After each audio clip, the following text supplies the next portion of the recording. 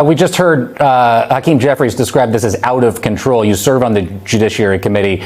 When you first saw these reports that the president is attempting to get the Justice Department to pay him $230 million, what was your first reaction?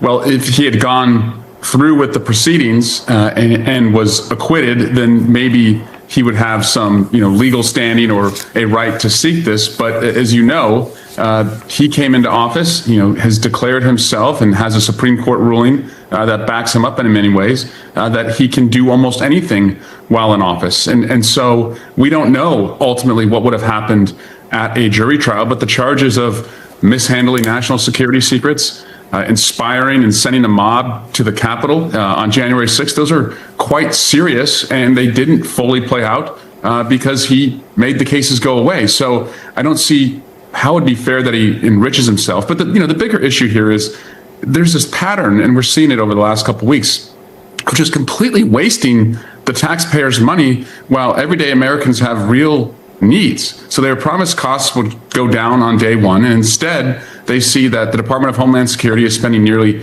$200 million for 2 jets for the Homeland Security Secretary, $40 billion going to Argentina, and we're going to start buying Argentina beef rather than supporting our own agriculture farmers here in America. And now, again, looking at the White House and the ballroom there and this potential payout, Americans are just asking, what about me? And what about my costs? I hear them say it all the time. What type of response do you expect your colleagues, Congressman Raskin and Garcia, to get from the president or the Trump team, if any at all?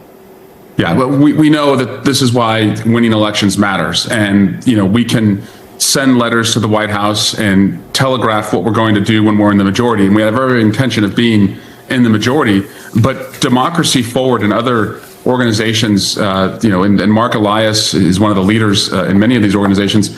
They're so critical right now because without a Congress that checks abuses and corruption, you need a court to go to, and you need an independent judiciary. And so these organizations, also the ACLU, have been quite effective in putting sand in the gears of the president's corruption. But 2 weeks from now, we will know what kind of midterm picture we're going into, Jacob, because you have 4 elections that are going to tell us what the environment is. You have Prop 50 in California, where we're going to match the 5 seats that we're taking in Texas. You have the Pennsylvania Supreme Court, where 3 Democratic justices are up for retention. And of course, the governor's races in New Jersey and Virginia. We win those 4 races. That's momentum. And that should worry Republicans that when we're in power, there's going to be accountability. And might I add, everybody should tune in on the Tuesday night for that election day, because we will be on the ground in every one of those places. Congressman Swallow, stand by for 1 second, because I want to bring in Skye Perryman, the president and CEO of Democracy Forward. We've been talking a lot about Skye, what Democracy Forward is trying to find out. Walk us through it. Well, the American people don't owe Donald Trump $230 million. This is just completely unethical and is another, part of his agenda to try to normalize things that are not normal and that are not lawful and that are not ethical in America. And so we have filed a demand request through the Freedom of Information Act. We will see if the Department of Justice and the other agencies that we've requested information from respond. And if they don't, we're going to go to court. As someone who has filed many FOIA requests with my colleagues at MSNBC against this administration over a wide variety of issues, I know what type of response, or maybe lack thereof, we are likely to receive from them. What do you think the public can expect from Democracy Forward in the coming days or weeks as the FOIA requests, either sit there and stall or move forward in some way?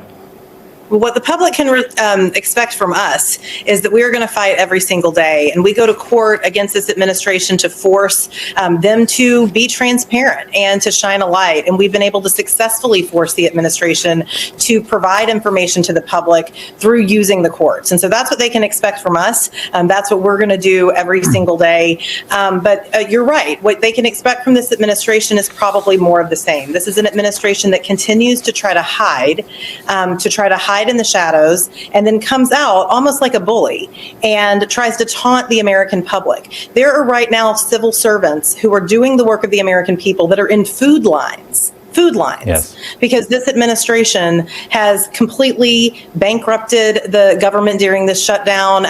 We have people in this country that cannot afford basic needs. And you have a president that has the audacity of saying that the American people owe him $230 million. So it is unethical, it is immoral, it is unlawful, and you're going to see us in court. Explain to me, Skye, if the Justice Department were to consider approving this payment, what would have to actually happen internally inside the DOJ? Is there any legitimate legal pathway for the president to receive that money? It sounds absurd. It is absurd. It's unconstitutional for the reasons that members of Congress have pointed out. The president cannot receive payments from the government other than his own salary while he is in office. But one of the most unethical things is this is the type of claim he is making would require people himself that he appointed to sign off on it, including Todd Blanche, the Deputy Attorney General, who served as the president's counsel in some of these matters. So these is layers upon layers upon layers of corruption. It is problematic, and it's all part of an effort to distract from the fact that this administration has made no one's life better since inauguration. And that's why we and our colleagues at Democracy Forward and so many organizations are on the front lines in the courts and in the public square, pushing these issues and forcing transparency.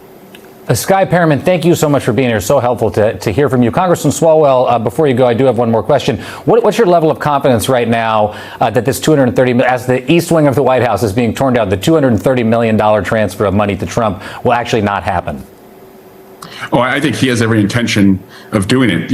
We have to take him at his word because he has been as awful or worse than, what he promised on the campaign trail. So we have to be ready. But again, this is why elections matter. This is why being in the majority matters. And what we can do, Jacob, is to make it clear to anyone who's going to be a part of this type of corruption, get yourself familiar with the House Judiciary and House Oversight Committees, because you're going to be spending a lot of time there answering questions under oath before Congress if you're going to do these type of drug deals on behalf of the president.